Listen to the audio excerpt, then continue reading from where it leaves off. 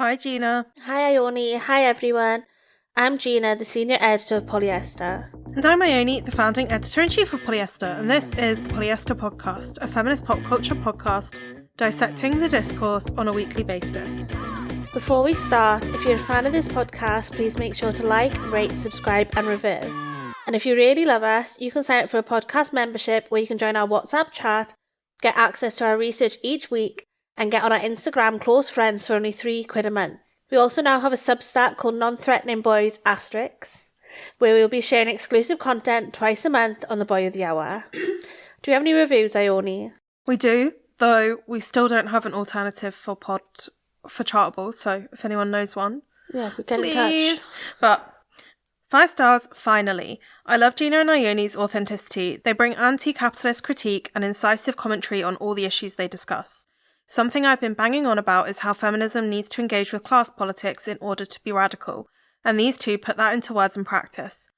I look to you both when I need a hand making sense of how I feel about something, e.g. Kamala is brat, and love that you demonstrate how to create kind but productive conversations, not just create an exclusive echo chamber. I also just love it when you go, I don't know, or they're just gimps. This is so real. That is from Likes Dice. Thank you. Thank you. That is so nice. I know, sometimes they are just gimps as well. Sometimes people are just gimps. Speaking of gimps, what are we talking about today? Jesus Christ. Today, we're talking about the story we all thought was over. we all thought it ended. We all thought it had been left in last summer, but then the end of the year, some shocking new revelations came forward. It didn't end. We're talking about the It Ends With Us drama, Blake Lively versus Justin Baldoni. Me and Gina tried to watch It Ends With Us on the plane. I turned it off. Gina turned it off. I did turn it off, and I think I was right to do so.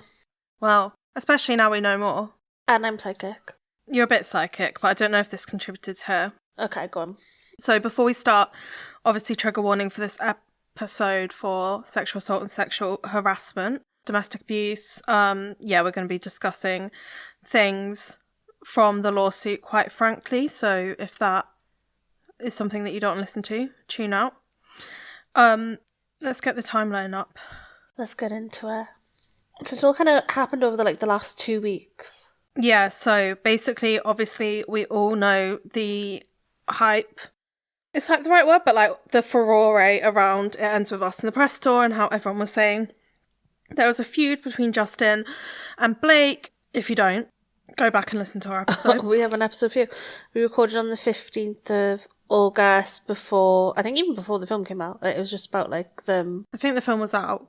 Well, maybe the film didn't watch just it. come out. Yeah, we didn't have any there wasn't any legal proof or any proof that they had actually fallen out really, or that they had any of this had happened. But now, well, let me just say though, we were on the right side of history. Always am. Yeah. So 13th of August was feud. Rumours circulate as Lively and Baldoni avoid each other. Director hires Johnny Depp's crisis management PR firm. I think that's when we did our episode. Yeah, because we were like, what role? She was also getting pushback for her tone-deaf marketing of the film, etc, etc, etc. Anyway, then 21st of December, Blake Lively files let me get the terms for this right. Blake Lively files a civil complaint against Justin Baldoni and Wayfarer, which is his production company. So a civil complaint, as in our research, as defined by cornelllaw.edu, is a complaint is the pleading that starts a case, essentially a document that sets forth a jurisdictional basis for the court's power, the plaintiff's cause of action, and a demand for judicial relief. A plaintiff starts a civil action by filing a pleading called a complaint. So Blake's filed one of them on the 21st of December. Yeah, and at the same time, in tandem, basically, a New York Times article dropped called We Can Bury Anyone Inside a Hollywood Smear Machine by Megan Tuhey and Mike McIntyre and Julie Tate. So this was kind of a big expose. I assume, I don't know this for sure, that Blake handed over the materials to the New York Times and they reported on it. It included text messages between a lot of PR people in Justin's camp, and it included Blake's turn of events. Yeah, it like follows before they started production on the film up until basically the press tour. And she's saying, like, this is my side of the story. Here's all the evidence to support it. Obviously, the New York Times has also gone away and researched it. And then they presented forward the case, I guess. So the crux of the story is that the lawsuit states that there's a meeting attended by individuals that included Lively, her husband, Baldoni, and their lawyers to address some issues that Blake had on set. And there was, like, requirements for her to move forward, basically. So some of the requirements include no more showing nude videos or images of women to Blake, no more mention of Baldoni's alleged previous pornography addiction, no more discussion about sexual conquests in front of Blake and others, no further mention of cast and crew's genitalia, no more inquiries about Blake's weight, and no further mention of Blake's dead father. It's not just her dad. He was saying that you could talk to him, couldn't you? Yeah. Yeah. Additionally, no more adding of sex scenes, oral sex, or on-camera climaxing by Blake Lively outside of the scope of the script Blake Lively approved when signing on to the project. From that meeting, it's outlined in the New York Times that basically Baldoni and his team signed an agreement. So Wayfair agreed to provide a full-time intimacy coordinator, bring in an outside producer, and put other safeguards in place on set. In a side letter to Mrs. Lively's contract signed by Mr. Heath, the studio also agreed not to retaliate against the actress. And Mr. Heath, that's the CEO of Wayfarer, isn't it? So it's not just the complaint's not just like specifically against Justin, it's against like his production company, which is called Wayfarer. So there's a list of people that the lawsuit is against on Blake's side. Wayfarer Studios, which is the production company owned by Justin Baldoni. Jamie Heath, who's the CEO of Wayfarer Studios and the lead producer on It Ends With Us. Steve Sarowitz, who co-owns Wayfarer Studios with Baldoni, and he's like a billionaire vibe, big evil man vibe. Melissa Nathan, who's publicist, crisis PR expert, who's the same one that worked on Depp versus Heard. The agency group, which is Melissa Nathan's agency. Jennifer Abel, who is Justin Baldoni's publicist. RWA Comms, which is Jennifer Abel's agency. Jed Wallace, who is a publicist. Street Relations Inc., which is Jed Wallace's agency. And 1 to 100 Does, which is, I'm sure most people know, a legal term describing a range of anonymous people, e.g. Jane or John Doe. Yeah. That's all of the people involved in Blake's. So first part of it is, he behaved in this way on set, allegedly, and she's alleging that he behaved this way on set, that he treated her in all these horrible ways, and that kind of... It's just sexual harassment, misogynistic harassment, innit? Yeah, definitely, and that kind of answers why Blake and all of the cast unfollowed him, etc., etc., etc., all the questions everyone was asking. But then the second part of it is this, targeted campaign that Blake alleges that Justin Baldoni has kind of undertaken to destroy her reputation. Yeah, and that's kind of what the article's really dissecting is how Nathan, the lead PR for Baldoni, is kind of they've pulled all these text messages that Blake's team acquired through a subpoena where they're saying really dark and horrible things. Basically, they're being we can bury anyone is a quote, and then Baldoni sent an example of a social media thread of someone accusing Hailey Bieber of being a bully. Be this is the sort of stuff we need. And then the Times goes on to allege being the PR agency hired contractors to do full social media takedowns. They said that they didn't use bots. The internet kind of picked up on what was happening and ran with it, but the original stuff did come from then. And one of the things that she says is it's really going to be untraceable, but Reddit's jumped on it. They're all having a heyday with it, basically. Yeah, they're all it's literally villainous text messages being narrative is crazy good. You did amazing work. Majority of socials are so pro Justin. I don't even agree with half of them, lol. Basically all this stuff that kind of seeks to prove what people have been theorizing happens. Obviously with the Johnny Depp and Amber Heard case, that was kind of the first time that a lot of people became aware of socially targeted bots in terms of turning someone's reputation. And obviously articles have been planted since the beginning of time. Anyone who watches Housewives will be very familiar. Why? Because there was just this whole thing with the whole reason Lisa Vanderpump left is very silly. The whole reason Lisa Vanderpump left is because someone planted a story about Dorit giving up Lucy Applejuicy, the puppy that she rescued at Vanderpump Dogs. I know. And someone leaked it to Radar Online and everyone thought it was Lisa that did. and then bullied her out, basically. But this is obviously like on a much bigger scale, like a much more sinister scale of not just turning traditional media, like using that bias against women, but also now social media has got a massive part to play in it as well. I also think a lot of the time when we hear about fake news and like misinformation, disinformation on the internet, we kind of think that we're above falling for it. And I feel like a lot of them feel like big, like pie in the sky ideas, like, oh, someone's influenced an election through use of bots, or someone's done this through use of bots. Like, it feels like so big and hard to comprehend that it's kind of, like, you can know it's real without fully comprehending what that means or what that looks like.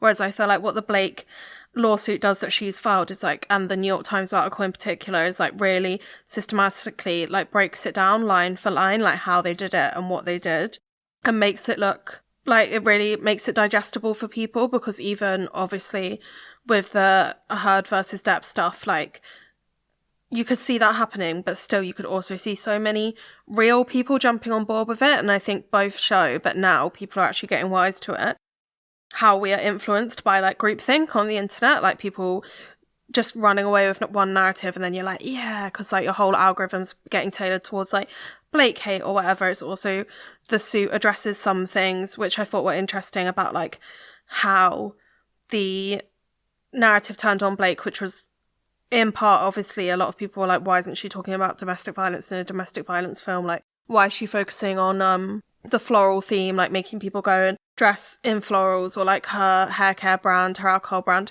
when her suit like lays out that they were specifically told to shy away from the domestic violence story and like towards it being like an empowerment story.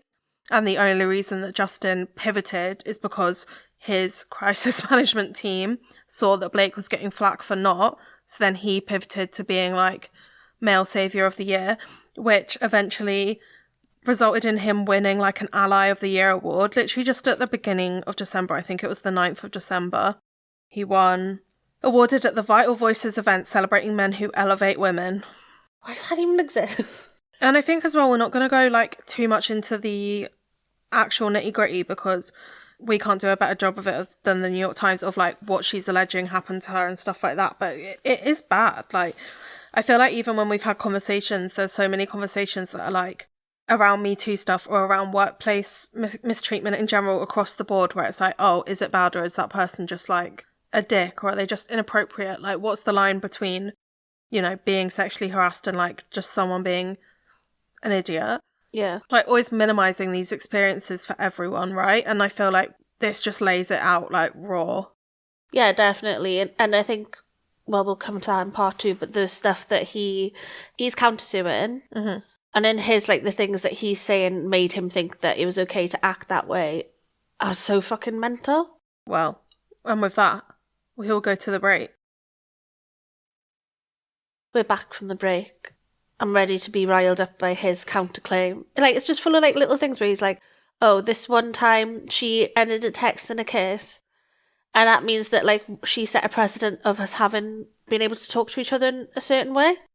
There's one where she's like, yeah, I'm just pumping in my trailer, like, come in now, we can run lines. And they're like, see, like, she set the precedent that I was allowed to go in there and do that. Whenever. And then like when you go back and compare like his claim to what is in her claim, she's like, yeah, I said that, but then he was in the makeup trailer looking at me topless, and when I told him to stop staring at me, he continued. Like, it's such like, well, you said this and it implied this, or like you allowed it one time. It's such like victim blaming. Yeah, so on the 31st of December, New Year's Eve, Justin Baldoni like filed a suit against the New York Times for libel, false light invasion of privacy, promissory fraud, and breached implied in fact contract.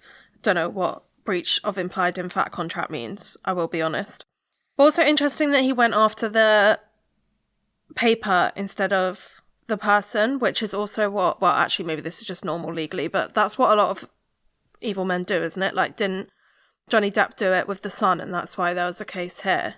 Yeah, so they do it for defamation, being like, you didn't show both sides of the story in the correct way, so I can sue you for defamation because you didn't get my points across or whatever. And it's not actually disputing what's happened, it's just being like, legally you owe me this for not getting involved in that. And that's the what I think the main problem is with these kind of cases even being public is that people read that and are like, well, that means she lied. Yeah, it becomes like a court of public opinion, and also it like brings it more. Like, I think Blake was absolutely right to file publicly and do the New York Times expose, 100%. But then getting back, it's like him doing that to get back is it's just like, I don't know. Even like countersuing someone, like I just feel like that's such a weird thing to have in the public space. And like Seaham said that she was seeing tweets that were like, can't wait for it to be live streamed, la la la. Like, I feel like we've set a really dark precedent with Depp versus Heard. And then also, I know this is like way less stakes, but the Gwyneth Paltrow ski trial. Like, obviously I know court cases as entertainment go back like far, like to OJ and to the Menendez brothers and to like all of these people. Like, there's such a like, we love being able to watch like justice being served in bunny quotations, and like it goes back even further than that, than like, you know, like people having their head chopped off and stuck on a stick outside Parliament. We love to like see perceived wrongdoers being punished. But like also so often in recent years, these just become like courts of flagellation for like women to whip up these like extreme hatred towards women. Yeah, it's just public humiliation, fucking trials again, like being like analysing. Everyone thinks they're a fucking body language expert as well, being like, well, you can see there that she's like fake crying because when she normally cries, she cries out with her left eye first. Yeah, like, what you want about?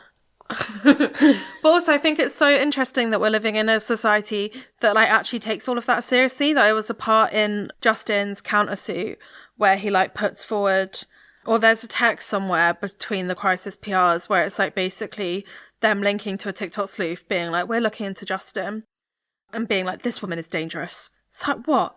A woman like at home in middle America like making videos trying to get views while her 2 kids are at school is a danger to you, famous Justin. Hollywood actor. Yeah, who's been given 100 million to put behind this case to fucking tear down Blake. Yeah, and it was so weird as well because it was basically showing how the PR diverted anything coming out about the actual HR complaints towards Justin and like the complaints that Blake actually made, and made it all about the creative battle, so the battle between the edits, which was also a secondary real battle that did happen. But they basically like covered up the actual bad stuff with just something like making them both look like, oh, they were just like attacking each other over creative things. It's just all very dark. Like, PR's evil masterminds. Also, like, in both suits, they both admit that Blake put forward these things being like, stop doing this now. Mm-hmm. And then Wayfarer and Justin and Mr. Is it Hurst? The other guy from Wayfarer, the CEO of Wayfarer, Baldoni, and Wayfarer as a company signed off on her requests. Yeah. Like, took it, acknowledged it as like, this is what's been happening, acknowledged that this is what needs to change, put those changes in place, signed off on it, and then we're like, oh, we actually need to put in, if this ever got out, everyone would know that we've done this. So we need to put in like a PR campaign in place to cover that up. Yeah. But it's like, surely you should be, like, it just shouldn't have happened in the first place. And then also there's been loads of contention because like there's something that Baldoni outlines in his suit is that basically loads of context was missing from the texts published in the New York Times, like according to him. So one where it's like, one of the PRs sends the other one the "Could Blake Lively be cancelled?" Daily Mail piece, and then the other one, Jen Abel, replies going like, you really outdid yourself with this piece, upside down smiley emoji. And then Melissa Nathan replies, that's why you hired me, right? I'm the best. And they're like, an upside down smile emoji indicates sarcasm. But it's like, also, they're being sarcastic because they're saying, this is the work we should be doing, but we didn't. Like, what? So it's not saying like, oh, we never intended to. It's just saying, oh no, we didn't get there first. Yeah, it's not saying like, isn't that the word horrible that is happening to her? That's not what an upside down smiley face implies. And then there's other texts that he includes being like, this proves that Blake is lying, where it's basically Blake's PR speaking to a reporter and Blake being like, oh, the reporter being like, oh, we've gotten this from Justin's camp, blah, blah, blah, blah, blah. And Blake's PR keeps being like, no, it's nothing to do with like Blake personally, like no one like Justin, blah, blah, blah, blah, blah. Like trying to control the narrative. And then and she doesn't bring up sexual assault until like later on in the conversation or a few conversations in. And Justin's being like, that's proof that she's lying. Oh, what? Because historically women feel like they can come forward with sexual harassment claims right off the bat. especially through their PR, especially if you're an extremely famous person. Especially to a journalist. Yeah, and I think it's really interesting because the New York Times has seen the Variety piece and given a response. Yeah. This is what they said. They said the role of an independent news organisation is to follow the facts where they lead. Our story was meticulously and responsibly reported. It was based on a review of thousands of pages of original documents, including the text messages and emails that we quote accurately and at length in the article to date Wayfarer Studios, Mr. Baldoni and other subjects of the article and their representatives have not pointed to a single error. So they're basically being like, yeah, this article's come out, but they actually haven't come to us and said that yet. Mm-hmm. And they say, we published their full statement in response to the allegations in the article as well. We plan to rigorously defend against the lawsuit. And I also think that is very common for, as a journalist and like in articles and stuff, to condense a quote or like an interview to get your point across. It doesn't mean that you're like misconstruing it. It just means that like you're getting all the information over. Well, you're allowed to edit quotes as long as it doesn't obstruct meaning. Exactly. But they're saying it obstructs meaning because they got rid of the emoji. Yeah, and then it's tenuous. New York Times is turning around being like, but the thing is, like, you start throwing stuff like that and you're just throwing so many seeds of doubt, being like, yeah, isn't journalism bad? Look at all these things that they do to change like your perception of things, when realistically they wouldn't have tried to change the perception of that because is it illegal? Well, also it's like they're double bluffing, kind of. They're being like, oh, look at these journalists like that are mistelling stories when they're the ones that were literally like they're like the master of the puppeteers, like pulling the strings. But I think that's like obviously the main takeaway from this is that very bad, like very, very bad. Justin Baldoni, a very, very bad man and should not have a career. It's also like inspiring other actresses to come forward again, so people are being like, me too, round 2 vibes. But I think the most important thing, actually, like for the public or for like someone observing this story, take away from it, is the social media manipulation and like how quickly, because yes, they did manipulate it, but the texts also prove that they didn't manipulate it that much, like because they didn't need to, because everyone was doing this work for them already. Like everyone was being literal henchmen for like an evil man, which is the same thing that happened with Johnny Depp, as we know.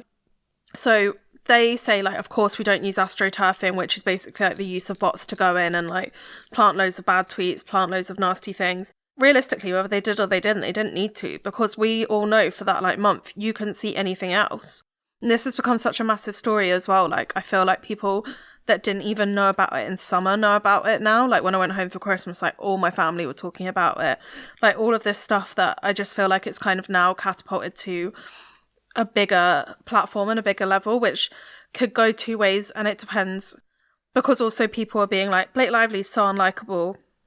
CM raised the point of like, yeah, she's, again, like Amber Heard, she's like an imperfect victim because she had that PR campaign against her.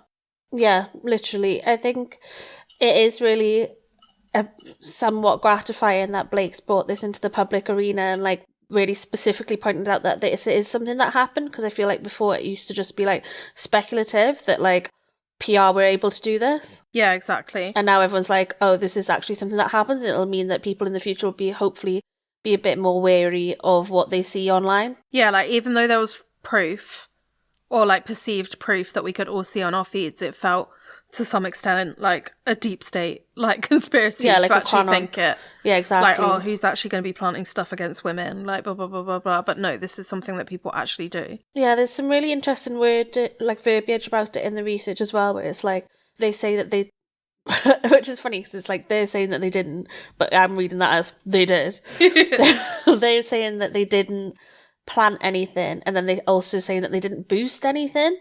Yeah. So I'm like, they also would be able to take that's implying that you are able to take tweets or comments or information by people who have organically said it and push it to the front of feeds as well. So it's not just like they've had to plant stuff. They also have the control to be able to push it to the front of the feed if it's something that they haven't even put out. Like it's just like an opinion that benefits their story. Yeah, so in the New York Times article, it kind of outlines that Blake Lively hired a brand marketing consultant called Teraki to produce a report for her that concluded she had likely been the object of a targeted multi-channel online attack similar to the one against Miss Heard, and that it was damaging her reputation. The report did not identify who was behind the attack, but by analysing the entirety of Google's search index for Miss Lively's name, it found that 35% of the results also included a reference to Justin Baldoni. This was highly unusual given the length of her career, the company said, and suggested that the media environment was being manipulated.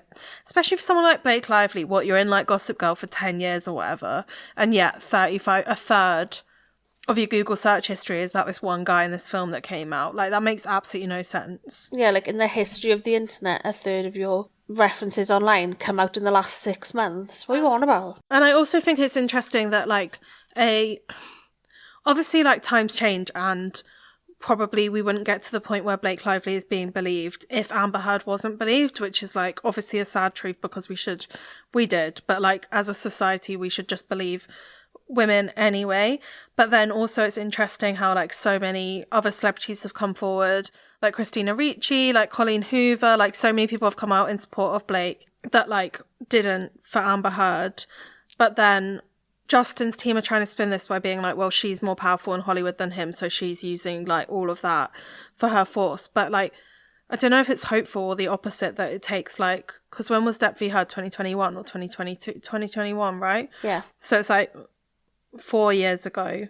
We're now seeing this change so much, and it's kind of depressing to watch in real time, I guess, like one person be believed over someone else. But then also, I think obviously our feeds are skewed towards Blake believing, and there's like a huge slew of like women for Justin Baldoni hashtags and shit like that, which is absolutely crazy.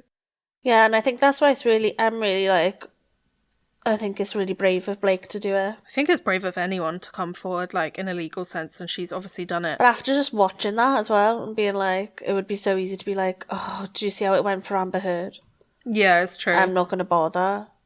For her to be like, nah, I'm taking this, like, I'm going to pull this whole fucking thing down. Yeah.